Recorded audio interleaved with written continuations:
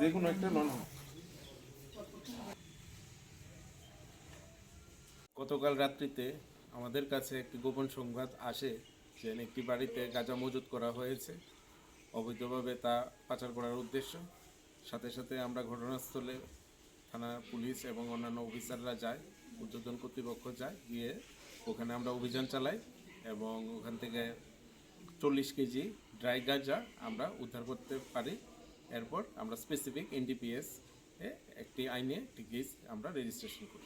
কোন জায়গা থেকে উদ্ধার করেছে? এটা কোনাবন এসসি কলোনি থেকে।